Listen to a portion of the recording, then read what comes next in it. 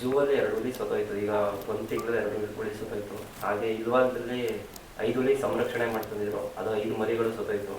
ನಮ್ಮಲ್ಲಿ ಅಷ್ಟು medical facility ಇಲ್ವಾ ಸರ್ ಅದನ್ನ ಪ್ರೊಟೆಕ್ಟ್ ಮಾಡೋದು? ನೋಡಿ, ಒಂದು ನಿಮಗೆ ಹೇಳಲಿಕ್ಕೆ ಇಚ್ಛೆ ಪಡ್ತೀನಿ, ಮನುಷ್ಯರಲ್ಲೂ ಅಷ್ಟೇ, ಯಾವುದೇ ಪ್ರಾಣಿಗಳ ತಕ್ಕೊಂಡಾಗಲೂ ಮಾರ್ಟ್ಯಾಲಿಟಿ ಅನ್ನೋದು ಇದ್ದೇ ಇರ್ತದೆ. ಅಂದರೆ ಹುಟ್ಟಿದ ಮನುಷ್ಯ ಸಾಯಲೇಬೇಕು. ಅದು ನಾವು ಏನು ಹೇಳ್ತೀವಿ, ವಯಸ್ಸಾಗಿ ಅವನಿಗೆ 80 90 ಸಹಜವಾಗಿ ಸತ್ತರೆ ಅದು ಸಾವು, ಸಹಜ ಸಾವು ಅಂದ್ಬಿಡ್ತೀವಿ. ಅದೇ ಅವನು 20 ವರ್ಷದ ಹುಡುಗ, 10 ವರ್ಷದ ಹುಡುಗ, 5 ವರ್ಷದ ಮಗ ಇದು ಎಲ್ಲ ಸತ್ತರೆ ಏನಂತೀವಿ ನಾವು? ಇದು ಪಾಪ ಅವನು ಇನ್ನೂ ಬದುಕಿ ಬಾಳಬೇಕಾದವನು ಸತ್ತು ಹೋದ ಅಂತ ಹೇಳ್ತೀವಿ ಅಲ್ವ? ಅದೇ ಇಲ್ಲ. ಇಲ್ಲಿ ನಮ್ಮಲ್ಲಿ ಜನರಿಗೆ ಮೆಡಿಕಲ್ ಫೆಸಿಲಿಟಿ ಇಲ್ವಾ? ಇದೆ. ಇಷ್ಟೆಲ್ಲ ಇದ್ಕೊಂಡು ಪ್ರತಿ ದಿವಸ ಎಷ್ಟು ಜನ ಸಾಯ್ತಾರೆ. ನಾವು ಪ್ರಾಣಿಗಳು ತಾನೆ, ಮನುಷ್ಯ ಪ್ರಾಣಿ ನಾವು ಅಷ್ಟೇ, ಅವು ಪ್ರಾಣಿಗಳು. ಅವು ಸರ್ಕಾರ ಎಲ್ಲ ಮಟ್ಟದಲ್ಲೂ ಕೂಡ ಜನ ಇದ್ದಾರೆ, ಮೆಡಿಸನ್ ಇದೆ, ಎಲ್ಲ ಇದೆ. ಬಟ್ ಅವನ್ನ ನಾವು ಝೂನಲ್ಲಿಟ್ಟಾಗ ಝೂನಲ್ಲೇ ಡಾಕ್ಟ್ರುಗಳು ಇರ್ತಾರೆ, ಔಷಧಿ ಕೊಡೋವಂಥವ್ರು ಇರ್ತಾರೆ, ಎಲ್ಲ ಮಾನಿಟರ್ ಮಾಡೋರು ಇರ್ತಾರೆ. ಸೊ ಸಾವು ಅಲ್ಲಿ ಏನಕ್ಕೆ ಸಾವು ಆಯಿತು? ಒಂದು ಏನೋ ಅದು ಕಾಯಿಲೆ ಬಂದು ಸತ್ತೋಯ್ತಾ, ಇಲ್ಲ ಶಾಕಿಂದ ಸತ್ತೋಯ್ತು? ನೀವು ನೋಡ್ತೀರಿ ಎಷ್ಟೋ ಜನ ಈ ಸೂಯಿಸೈಡ್ ಕೂಡ ಮಾಡ್ಕೊಳ್ತಾರೆ. ಏನಕ್ಕೆ, ಯಾವ ಕಾರಣ ಅಂತ ನಮ್ಗೆ ಆಮೇಲೆ ಗೊತ್ತಾಗ್ತದೆ. ಡಿಪ್ರೆಷನ್ಗೆ ಹೋಗ್ತಾರೆ, ಕಾರಣಾಂತರಗಳಿಂದ ಏನೋ ಒಂದು ಮನಸ್ಸಿಗೆ ಹಚ್ಕೊಳ್ತಾರೆ. ಸೊ ಪ್ರಾಣಿಗಳಲ್ಲೂ ಅದೇ ಥರ ಆಗ್ತದೆ. ನೀವೇನು ಪ್ರಾಣಿ, ಈಗ ಉದಾಹರಣೆಗೆ ತಾಯಿ ಸಿಕ್ಕಲ್ಲಪ್ಪ ಮರಿ ಹಿಡಿತೀರ ನೀವು. ತಾಯಿ ಇಲ್ಲ ಅಂತ ಒಂದೇ ಒಂದು ಕಾರಣಕ್ಕೆ ಅದು ಯೋಚನೆ ಮಾಡಿ ಏನು ಊಟ ಮಾಡದೆ ಸತ್ತಿರೋ ಪ್ರಾಣಿಗಳು ನೋಡಿದ್ದೀವಿ ನಾವು. ಸೊ ಇದು ಎಷ್ಟು ಮೆಡಿಕಲ್ ಫೆಸಿಲಿಟೀಸ್ ಕೊಡ್ತೀರಿ? ಕೊಟ್ಟರೂ ಸಹ ಇದು ಸಾವು ಸಹಜ ಆಗ್ತದೆ. ಏನಾದರೂ ನಾವು ಮೆಡಿಕಲ್ ಫೆಸಿಲಿಟಿ ಇಲ್ಲದೆ ಸತ್ತಿದೆ ಅಂತ ಯಾವುದಾದ್ರು ಉದಾಹರಣೆ ನನಗಂತೂ ಕಂಡು ಬಂದಿಲ್ಲ. ಮೆಡಿಕಲ್ ಮಾಡಿರ್ತಾರೆ, ಮೇ ಬಿ ಕೆಲವು ಬಾರಿ ಏನಾಗುತ್ತೆ, ಅದು ಪ್ರಾಣಿನೇ ಸಿಗೋದು ಲೇಟ್ ಆದಾಗ ಅಥವಾ ಮೆಡಿಕಲ್ ಟ್ರೀಟ್ಮೆಂಟ್ ಕೊಡೋದು ಲೇಟ್ ಆದಾಗ ಆಗ ಒಂದು ಸ್ವಲ್ಪ ಸಾವು ಆಯ್ತಪ್ಪ, ಏನೋ ಆಯಿತು, ಮೆಡಿಕಲ್ ಟ್ರೀಟ್ಮೆಂಟ್ ಸಿಗೋದು ಲೇಟ್ ಆಯಿತು ಅಂತ ಹೇಳ್ಬೋದು. ಈವನ್ ನಾವು ಈಗ ಆಕ್ಸಿಡೆಂಟ್ ಆದವ್ರು ತಕ್ಷಣ ತೋರಿಸಿದ್ರೆ ಅವ್ನಿಗೇನಾದ್ರು ಪ್ರಾಣ ಉಳಿಯೋ ಸಾಧ್ಯತೆ ಇದೆ. ಅದೇ ಪ್ರತಿ ನಿಮಿಷವೂ ಭಾಳ ಇಂಪಾರ್ಟೆಂಟ್ ಅಲ್ವಾ?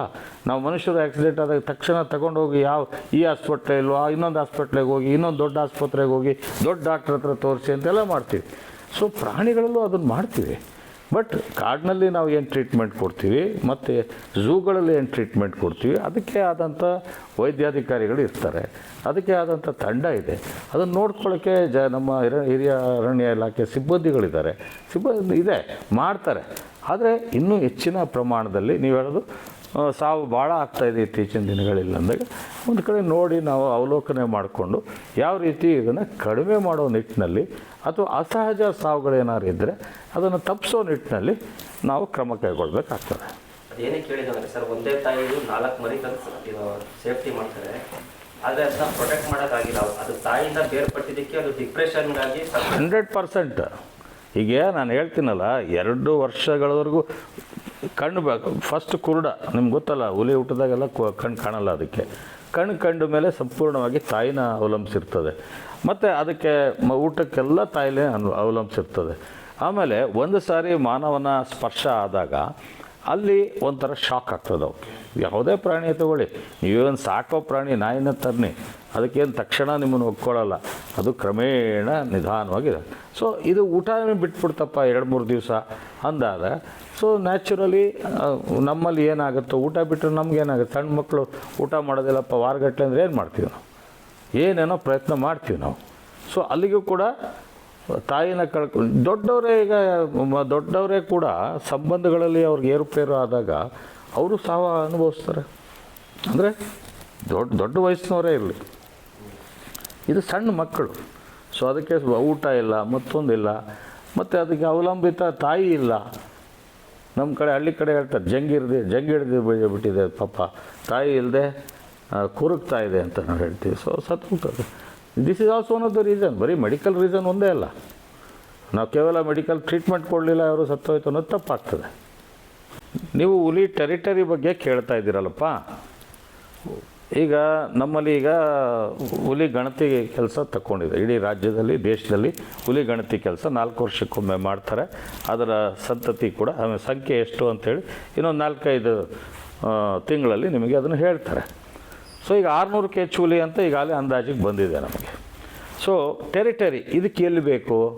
ನಾನು ಹೇಳಿದೆ, ನಾಗರಹೊಳೆ ಎಲ್ಲಿ ಚೆನ್ನಾಗಿ ಅದಕ್ಕೆ ಸಮೃದ್ಧವಾಗಿ ಬೇಟೆ ಆಡ್ತಕ್ಕಂಥ ಪ್ರಾಣಿಗಳು, ಕಾಡು ಪ್ರಾಣಿಗಳಿದೆಯೋ ಅದರ ಟೆರಿಟರಿ ಸಣ್ಣದಿರ್ತದೆ. 5 ಸ್ಕ್ವೇರ್ ಕಿಲೋಮೀಟ್ರ್ ಇರ್ಬೋದು, 10 ಸ್ಕ್ವೇರ್ ಕಿಲೋಮೀಟ್ರಲ್ಲಿ 2 ಹುಲಿ ಇರ್ಬೋದು, 15 ಸ್ಕ್ವೇರ್ ಕಿಲೋಮೀಟ್ರಲ್ಲಿ 3 ಹುಲಿ ಇರ್ಬೋದು. ಆ ಪ್ರಾಣಿ ಸ್ವಲ್ಪ ವಿರಳವಾಗಿದೆ, ಇಲ್ಲೊಂದು ಅಲ್ಲೊಂದು ಕಾಣ್ತವೆ, ಪ್ರಾಣಿ ಹುಡ್ಕೊಂಡು ಹೋಗ್ಬೇಕಿದು ಅಂದಾಗ ಆ ಟೆರಿಟರಿಯ ಏರಿಯಾ ದೊಡ್ಡದಾಗ್ತದೆ. ಹಾಂ, ಸೊ ಆ ಟೆರಿಟರಿನ ಮಾರ್ಕ್ ಮಾಡ್ತವೆ ಇವು ತಮ್ಮ ಏನು ಯೂರಿನೇಷನ್ ಮುಖಾಂತರ, ಇದು ಸ್ಕ್ರ್ಯಾಚ್ ಮುಖಾಂತರ, ಮತ್ತು ಏನು ಈ ಓಡಾಡ್ಕೊಂಡಿರ್ತವೆ ನೋಡ್ತದೆ. So even physically presence also ಆ ಥರ ಒಂದು ನೋಡಿಕೊಂಡು ಮಾರ್ಕ್ ಮಾಡ್ತವೆ ಇವು. ಮಾರ್ಕ್ ಮಾಡಿಕೊಂಡಾಗ ಇನ್ನೊಂದು ಹುಲಿ ಎಂಟ್ರ್ ಆಗೋದು ಯೂಶ್ವಲಿ ಎಂಟ್ರ್ ಆಗಲ್ಲ, ಅದರ್ ದನ್ ಫೀಮೇಲ್. ಒಂದೊಂದು ಸಾರಿ ಫೀಮೇಲ್ ಏನಿರ್ತದೆ ಇಟ್ ವಿಲ್ ಹ್ಯಾವ್ ಅಲ್ಲೂ ಓಡಾಡ್ತಿರ್ತದೆ, ಇಲ್ಲೂ ಓಡಾಡ್ತಿರ್ತದೆ, ಮೇಲಿರ್ತದೆ. ಸೊ ಆ ಥರ ಈ ಹೊಸದಾಗಿ ಟೆರಿಟರಿ ಮಾಡ್ಕೊಳ್ಬೇಕಲ್ಲ ಹುಲಿ. ಈಗ ಮರಿ ಇದೆ, ತಾಯಿ ಇದೆ, ಈಗ ಅದು ಅಲ್ಲೇ ಟೆರಿಟರಿ ಮಾಡ್ಕೊಳಕ್ಕಾಗತ್ತಾ? ಮಾಡ್ಕೊಳ್ಳೋ ಸಂಭವ ಇರುತ್ತೆ. ಯಾವಾಗ ಆ ಹುಲಿ ಒಂದು ಹುಲಿ ಇದ್ದದ್ದನ್ನು ಓಡಿಸ್ಬೇಕು, ಹೊಡೆದಾಡಬೇಕು, ಅಥವಾ ಇನ್ನೊಂದು ಹುಲಿನ ಎದುರಿಸಿ ಅದು ಬೇರೆ ಕಡೆ ಆ ಹುಲಿ ಎಲ್ಲಾದರೂ ಇನ್ನೊಂದು ಟೆರಿಟರಿ ಹುಡುಕಬೇಕಲ್ಲ. ಅದು ಹಾಗೆ ಎಲ್ಲಿ ಅದಕ್ಕೆ ತನಗೆ ವೀಕ್ ಪಾಯಿಂಟ್ ಎಲ್ಲಿ ಸಿಗ್ತದೆ ಅಲ್ಲಿ ಹೋಗಿ ಸೇರ್ಕೊಂಡ್ಬಿಡ್ತದೆ. ಎಲ್ಲೂ ಸಿಗಲಿಲ್ವ ಕಾಡಂಚಿಗೆ ಬರ್ತವೆ, ಕಾಡಂಚಲ್ಲೂ ಆಗಲಿಲ್ವ ಮತ್ತೆ ಹೊರಗೆ ಬರ್ತವೆ. ಈಗ ಅರ್ಥ ಆಯ್ತಾ? ರೆಸಾರ್ಟಿಂದ ಸಫಾರಿ ಇದು ಮಾಡಿದ್ದಾರೆ, ರೆಸಾರ್ಟ್ ಮತ್ತೆ ಸಫಾರಿನ ಬಂದ್ ಮಾಡಿದ್ದಾರೆ, ಅದರಿಂದ ಏನಾದ್ರು ಆಚೆ ಬರ್ತಾ ಇದೆ ಸರ್ ಸಫಾರಿ? ಸಫಾರಿಗೂ ಹುಲಿ ಆಚೆ ಬರೋಕ್ಕೂ ಯಾವುದು ಸಂಬಂಧ ಇಲ್ಲ. ಸಫಾರಿ ನೋಡಿ, ಬಂಡೀಪುರದ ಒಂದು ಇನ್ಸ್ಟೆನ್ಸ್ ಕೊಡ್ತೀನಿ. ಬಂಡೀಪುರದಲ್ಲಿ ಸುಮಾರು 35 ವರ್ಷ ಸಫಾರಿ ಎಲ್ಲ ಒಳಗಡೆನೇ ನಡೀತಾ ಇತ್ತು. ನೂರಾರು ಸಾವಿರಾರು ವೆಹಿಕಲ್ಗಳು ಓಡಾಡೋವು ಅಲ್ಲೇ, ಊಟಿ ರೋಡು, ಬಂಡೀಪುರ ರೋಡು, ಓಡಾಡೋದು. ಆಗ ಏನಾಯಿತು, ಏನಾಗಲಿಲ್ವಲ್ಲ, ಹಾಗೇನು ಗಲಾಟೆ ಅಷ್ಟಿತ್ತು, ಅವು ಹೊರಗಡೆ ಬಂದುಬಿಡ್ಬೇಕಾಯ್ತಲ್ಲ ಹುಲಿ ಎಲ್ಲ. ಹಾಗೇನಾಗಿಲ್ಲ. ಸಫಾರಿ ಈಗ ನಾವು ಹೊರಗಡೆ ತಂದುಬಿಟ್ಟಿದ್ದೀವಿ. 2020ನೇ ಇಸ್ವಿ ಅಥವಾ 19ನೇ ಇಸ್ವಿನಲ್ಲೇ ಸಫಾರಿನ ಹೊರಗಡೆ ತಂದಾಯಿತು. 19ರಲ್ಲಿ ಈಗ ಎಲ್ಲ ನೀವು ಮೇಲ್ಕಾಮನಹಳ್ಳಿ ಅಂತ ಒಂದು ಜಾಗ ಇದೆ, ಅಲ್ಲಿ ಸಫಾರಿ ಇದೆ. ಎಲ್ಲ ವಾಹನಗಳು ಇಲ್ಲಿಂದನೇ ಹೋಗ್ತಾವೆ, ಬಿಟ್ಟರೆ ಒಳಗಡೆ ಯಾವ ವಾಹನ ನಿಲ್ಲಲ್ಲ. ಊಟಿ ಮತ್ತು ಗುಂಡ್ಲುಪೇಟೆ ರೋಡ್ ಏನಿದೆ, ಮೊದಲಿಂದಲೂ ವಾಹನ ಓಡಾಡ್ತಿತ್ತು. ವಾಹನ ಈಗ ಹೆಚ್ಚಿನ ಸಂಖ್ಯೆಯಲ್ಲಾಗಿದೆ, ವಾಹನ ಸಂಖ್ಯೆ ಕೂಡ ಜಾಸ್ತಿ ಆಗಿದೆ, ಅದನ್ನು ನೋಡಬೇಕು ನಾವು.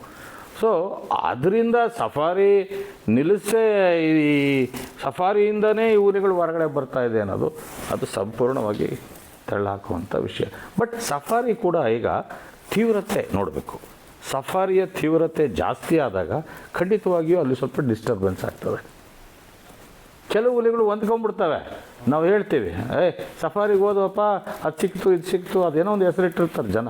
ನಾವೇನು ಹೆಸರಿಡಲ್ಲ, ಜನನೇ ಇಟ್ಬಿಡ್ತಾರೆ ಹೆಸರು. ಸೊ ಆ ಹುಲಿ ಸಿಕ್ಕಿತ್ತು, ಈ ಹುಲಿ ಸಿಕ್ಕಿತ್ತು, ಅಲ್ಲಿ ಆರಾಮಾಗಿ ಕೂತಿತ್ತು ಅಂದರೆ ಅದು ಜನಗಳಿಗೆ ಹೊಂದಾಣಿಕೆ ಆಗಿಬಿಟ್ಟಿದೆ ಅದು. ಇನ್ನು ಕೆಲವು ಭಾಳ ಶೈ ಇರ್ತವೆ, ಬೇಸಿಕಲಿ ಹುಲಿ ಶೈ ಅನಿಮಲ್.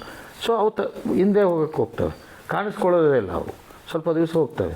ಸೊ ಈ ಸಫಾರಿಗೆ ಹೊಂದಾಣಿಕೆ ಆದಂಥ ಹುಲಿಗಳು ಇದ್ದಾವೆ. ಸಫಾರಿಯಿಂದ ಹೊರಗಡೆ ನಮಗೆ ಸಫಾರಿ ಸವಾಸ ಬೇಡ ಅನ್ನೋ ಹುಲಿಗಳು ಇದ್ದಾವೆ. ಅರ್ಥ ಆಯ್ತಲ್ಲ? ಸಫಾರಿಯಲ್ಲಿ ಒಂದು 10-15 ಹುಲಿ ಇರ್ತವೆ ಅಂತ ಇಟ್ಕೊಳ್ಳಿ. ಅದು 15 ಒಂದೇ ದಿವಸ ಕಾಣಲ್ಲ. ಯಾವಾಗ ಅದು ಬರಬೇಕು ಅವಾಗ ಬರ್ತದೆ, ಬೆಳಗ್ಗೆ ಹೊತ್ತೋ ಅಥವಾ ಸಾಯಂಕಾಲದ ಹೊತ್ತೋ. ಸಫಾರಿ ಮಾಡಿರೋ ಉದ್ದೇಶ ಕೂಡ ಅದೇ.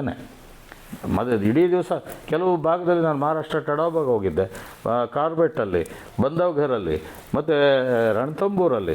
ಇಡೀ ದಿವಸ ಸಫಾರಿನೂ ಇದೆ ಅಲ್ಲಿ, ಬೆಳಗ್ಗೆಯಿಂದ ಸಂಜೆವರೆಗೂ ಇದೆ, 24 ಅವರ್ ಸಫಾರಿನೂ ಇದೆ.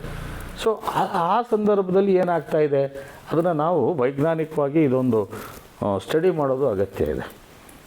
ಸುಮ್ಮನೆ ಮಾತಾಡೋದಲ್ಲ, ನಾನು ಏನೋ ಮನಸ್ಸಿಗೆ ಬಂದಂಗೆ ಮಾತಾಡ್ಬಿಡೋದಲ್ಲ. ವೈಜ್ಞಾನಿಕ ಸ್ಟಡಿ ಆಧಾರದ ಮೇಲೆ ಬೇರೆ ಭಾಗದಲ್ಲಿ ಏನು ನಡೀತಾ ಇದೆ, ಬೇರೆ ಭಾಗದಲ್ಲಿ ಏನು ಸಫಾರಿಗಳಾಗ್ತಾಯಿದೆ, ಅದರಿಂದ ಏನು ಪರಿಣಾಮಗಳಾಗ್ತಾಯಿದೆ, ಇಲ್ಲಿ ಸಫಾರಿಯಿಂದನೇ ಪರಿಣಾಮ ಆಗ್ತಿದೆಯೇ ಅನ್ನೋದ್ರ ಬಗ್ಗೆ ಒಂದು ನಾವು ವೈಜ್ಞಾನಿಕವಾಗಿ ಅಧ್ಯಯನ ಮಾಡಬೇಕಾಗ್ತದೆ. ಸರ್, ಈಗ ಫಾರೆಸ್ಟ್ ಡಿಪಾರ್ಟ್ಮೆಂಟಿಂದ ಕಾಡಂಚಿನ ಗ್ರಾಮಗಳಿಗೆ ಅವಾಗವಾಗ ಮೆಸೇಜ್ ಹೋಗುತ್ತಾ ಸರ್? ಈ ಥರ ಹಿಂಗೆ ಹುಲಿಗಳು ಬರೋ ಚಾನ್ಸಸ್ ಇದೆ, ಆನೆಗಳು ಬರೋ ಚಾನ್ಸಸ್ ಇದೆ. ಏನು ಮೆಸೇಜ್ ಹೋಗ್ಬೇಕು ಅಂದರೆ ಅವ್ರಿಗೆ ಅಲರ್ಟ್ ಮಾಡೋ ಅಂಥದ್ದು. ಈಗ ಸಕಲೇಶ್ಪುರ ಭಾಗದಲ್ಲಿ ಹೆಚ್ಚು ಕಮ್ಮಿ ಇಲ್ಲ ಅಂದ್ರೆ 200-300 ಆನೆಗಳಿದೆ. ಅಲ್ಲಿ ETF, LTF ಅಂತ. ಈಗ ನೋಡಿ, ನಮ್ಮಲ್ಲಿ ಆ್ಯಂಟಿ ಪೋಚಿಂಗ್ ಕ್ಯಾಂಪ್ ಇದೆ, ನಿಮ್ಗೆ ಗೊತ್ತಿದೆ. ಕಳ್ಳಬೇಟೆ ನಿಯಂತ್ರಣ ಶಿಬಿರ ಅಂತ ಇದೆ. ಸೊ ಆ ಶಿಬಿರದಲ್ಲಿ ಇರ್ತಕ್ಕಂಥವ್ರು, ಆಮೇಲೆ ಭಾಳಷ್ಟು ಜನ ಆ ಊರಿನ ಬಂಡೀಪುರಕ್ಕೆ ಬಂದಾಗ ಅವಿದ್ಯಾವಂತ ಯುವಕರನ್ನ ತಗೊಂಡು ಸಫಾರಿಗೆ ನಾವು ಅವ್ರನ್ನೇ ತಗೊಂಡಿದ್ದೀವಿ. ಪ್ರತಿಯೊಂದು ವಾಹನಕ್ಕೆ ಒಬ್ಬರು ಅಂತ ತೊಗೊಂಡ್ಬಿಡ್ತೀವಿ. ಸುಮಾರು 20-21 ಜನ ಇರಬೇಕು ಈಗ. ಅವರು ಎಲ್ಲ ಹಳ್ಳಿಯವರು, PUC ಪಾಸ್ ಆದವರು, BA ಪಾಸ್ ಆದವರು, SLC ಪಾಸ್ ಆದವರು, ಇಂಥವ್ರನ್ನ ಯಾರು ನಿಜವಾಗ್ಲೂ ಅವ್ರಿಗೆ ಒಂದು ಆಸಕ್ತಿ ಇದೆ ಅಂಥವ್ರು ತೊಗೊಂಡಿದ್ದೆ. ನಾವು 2019 ಅದನ್ನು ಸಫಾರಿ ಗೈಡ್ಸ್ ಅಂತಲೇ ತೊಗೊಂಡ್ವಿ. ಅವರು ನಮ್ಮವರೇ ಆಗ್ತಾರೆ. ಬಂಡೀಪುರ, ನಾಗರಹೊಳೆ ಸುತ್ತಮುತ್ತಲು ಎಕೋ ಡೆವಲಪ್ಮೆಂಟ್ ಕಮಿಟೀಸ್ ಅಂತಿದೆ. ಒಂದು ಹೆಂಗೆ ನಮ್ಮ ಪಂಚಾಯತಿನ ಕಮಿಟಿಗಳಿರ್ತಾವೋ ಅದೇ ಥರ ಒಂದು ಕಮಿಟಿ ಇದೆ. ಆ ಜನಗಳದ್ದು ಏನು ಅವ್ರ ಊರಿನ ಕೊರತೆಗಳೇನಿದೆ, ಇಲ್ಲಿ ನಮ್ಮ ಸಫಾರಿ ದುಡ್ಡಿಂದ ಏನು ಬರುತ್ತೆ ಅವ್ರ ಸಂಪರ್ಕ ಅವ್ರು ಮಾಡಿಕೊಂಡು ಬೆಂಕಿ ಕಾಲದಲ್ಲಿ, ಇನ್ನೊಂದು ಕಾಲದಲ್ಲಿ ಎಲ್ಲ ಮಾಹಿತಿನೂ ಕೊಡ್ತಕ್ಕಂಥವ್ರು ಅವರೇ. ಕಾಡಿನ ಹೊರಗಡೆ ವಾಸ ಮಾಡ್ತಿರ್ತಕ್ಕಂಥವ್ರೆ ನಮಗೆ ಮಾಹಿತಿ ಕೊಡ್ತಾರೆ. ಆಮೇಲೆ ಕಾಡಂಚಲ್ಲಿ ಹಿಂಗೆ ಓಡಾಡ್ತಾಯಿದ್ರೆ ಖಂಡಿತವಾಗಿ ನಮ್ಮ ಸಿಬ್ಬಂದಿಗಳು ಹಿಂಗೆ ಓಡಾಡ್ತಿದ್ದಾರಪ್ಪ, ಈ ಥರ ಎಚ್ಚರವಾಗಿರಿ ಅಂತ ಹೇಳಿ ಅದು ಹೇಳೋದು ಇದೆ. ಸೊ ಇದು ಈಗಲ್ಲ, ಮೊದಲಿಂದಲೂ ಇದೆ. ಈಗ ಯಾವುದೇ ಸಂಶಯ ಇಲ್ಲದೆ ನಾವು ಮಾನವನೇ ಉತ್ತಮ, ನಮಗಾಗಿ ಇದೆಲ್ಲ ಪ್ರಪಂಚ ಅಂತ ನಾವು ಹೇಳಿಬಿಟ್ಟಿದ್ದೀವಿ. ನಾನಿದ್ರೇ ಬೇರೆ ಅದು ಅಂತಲೂ ಹೇಳ್ತಾ ಇದ್ದೀವಿ. ಈಗ ನಾನು ನಿನಗೆ ಇಲ್ಲಪ್ಪ ಹುಲಿ ಬಂದಿದೆ, ಹುಲಿನೋ ನೀನೋ ಅನ್ನೋದು ನಾನು ನೋಡಬೇಕು ಅಂದಾಗ ಹುಲಿನ ಸಾಯಿಸರಿ ಅಂತೀವಿ ನಾವು.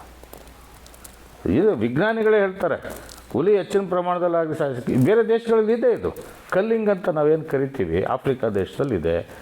ಈ ಹೆಚ್ಚಿನ ಪ್ರಮಾಣದಲ್ಲಿ ಮಾನವನ ಹಾನಿ ಮಾಡ್ತಾ ಇದೆ ಅಥವಾ ಮಾನವ ಪ್ರದೇಶಕ್ಕೆ ಬರ್ತಾ ಇದೆ ಅಂದಾಗ ಸಂತತಿ ಕಡಿಮೆ ಮಾಡಲಿಕ್ಕೋಸ್ಕರ ವಿವಿಧ ರೀತಿಯ ಕಲ್ಲಿಂಗ್ ಅದನ್ನು ಕಡಿಮೆ ಮಾಡೋ ನಿಟ್ಟಿನಲ್ಲಿ ಕೆಲಸ ಮಾಡ್ತಾರೆ. ಬೇರೆ ಬೇರೆ ರೀತಿ ಇದೆ ಬೇರೆ ದೇಶದಲ್ಲಿ. ನಮ್ಮಲ್ಲಿ ಏನಿದೆ ಪ್ರಿನ್ಸಿಪಲ್ಸ್ ಆಫ್ ಇದು ನಮ್ಮ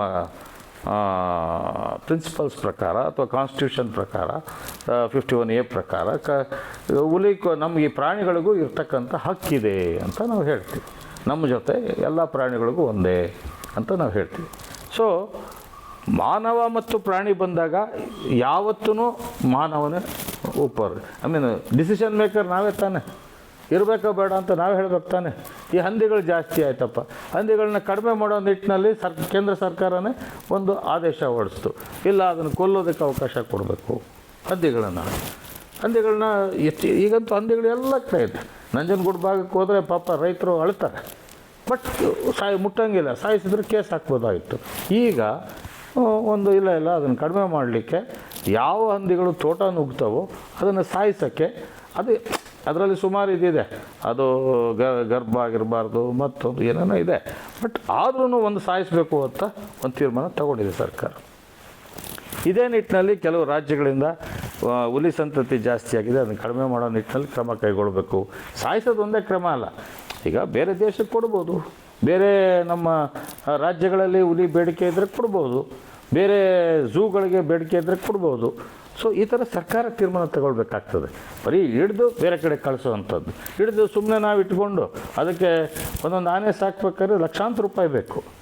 ನಮ್ಮ ಕಡೆಗೂ ಅದಕ್ಕೆ ಎಷ್ಟೋ ಸಾರಿ ಈ ವರ್ಷದ್ದು ಇನ್ನೊಂದು ವರ್ಷ ಮುಂದಿನ ವರ್ಷ ದುಡ್ಡು ಬರ್ತದೆ. ಸೊ ಈ ಸಂದರ್ಭಗಳನ್ನೆಲ್ಲ ಅವಲೋಕನೆ ಮಾಡಿ ಅದನ್ನು ಕಡಿಮೆ ಮಾಡಬೇಕಾ, ಇರ್ತಕ್ಕಂಥ ಪಾಪ್ಯುಲೇಷನ್ ಇಟ್ಕೊಳ್ಬೇಕಾ ಏನು ಅನ್ನೋದು ಕೂಡ ನಾವು ಈಗ ತೀರ್ಮಾನ ಮಾಡ್ತಕ್ಕಂಥ ಸಮಯ ಮತ್ತು ಸಂದರ್ಭಕ್ಕೆ ಬಂದುಬಿಟ್ಟಿದ್ದೀವಿ.